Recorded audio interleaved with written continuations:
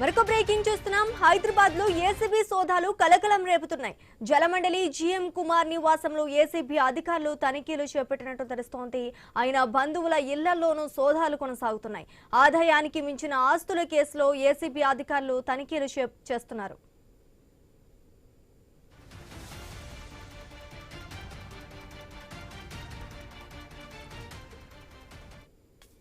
హైదరాబాద్ లో ఏసీబీ సోదాలు కలకలం రేపుతున్నాయి. జలమండలి జీఎం కుమార్ నివాసంలో ఏసీబీ అధికారులు తనిఖీలు చేపట్టినట్టు తెలుస్తోంది. ఆయన బంధువుల ఇళ్లలోనూ సోదాలు కొనసాగుతున్నాయి. ఆదాయానికి మించిన ఆస్తుల కేసులో ఏసీబీ అధికారులు తనిఖీలు చేస్తున్నారు. ఇక ఇదే అంశానికి సంబంధించి మరింత సమాచారం మా ప్రతినిధి రత్నకుమార్ అందిస్తారు. రత్నకుమార్, అవినీతి ఆరోపణలతో జలమండలి జీఎం నివాసంలో ఏసీబీ అధికారులు సోదాలు చేస్తున్నారు.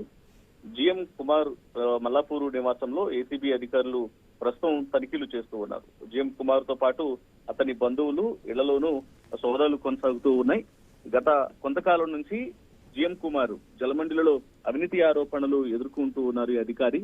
సో ఆయన అధిక మొత్తంలో అటు అవినీతి మార్గంలో సంపాదిస్తున్నారు అన్నటువంటి ఆరోపణల నేపథ్యంలోనే యొక్క సోదాలు అనేవి కొనసాగుతూ ఉన్నాయి.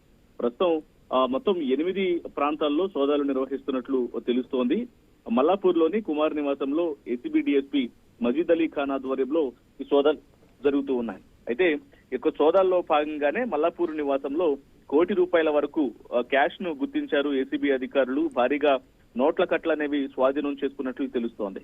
దాదాపు 8 ప్రాంతాల్లో కొనసాగుతున్నటువంటి యొక్క సోదాల్లో అతను ఎవరెవరి పేరు మీద అటు ఆస్తులను బినామీలుగా పెట్టుకోవడం జరిగింది, రీసెంట్ గా చేసినటువంటి ట్రాన్సాక్షన్స్, బ్యాంకు లావాదేవీలకు సంబంధించినటువంటి డాక్యుమెంట్లు అన్నిటిని కూడా పరిశీలించడం జరుగుతుంది. ముందు జీఎం కుమార్ ని ఉంచి అలాగే అతని కుటుంబ సభ్యులను సైతం ప్రశ్నిస్తున్నటువంటి పరిస్థితి కనిపిస్తోంది.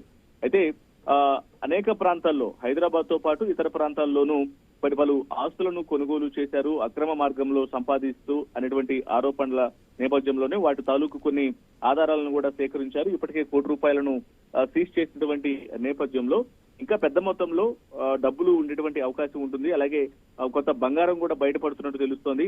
మొత్తం ఎంత వరకు సంపాదించాడు అవినీతి మార్గంలో అనేది ఆరా తీస్తూ ఉన్నారు. ఇవాళ సాయంత్రం వరకు సోదాలు కొనసాగేటువంటి అవకాశాలు ఉంటాయి. ఎందుకంటే ఒకవైపున జీఎం కుమార్ నివాసంతో పాటు అతని బంధువులు మిత్రులలో కూడా సోదాలు కొనసాగుతున్నాయి కాబట్టి వారిని బినామీలుగా పెట్టుకొని ఎక్కడెక్కడ ఆస్తులను కూడగట్టేది కూడా ఈ యొక్క సోదాల్లో బయటకు వచ్చేటువంటి అవకాశాలు ఉంటాయి.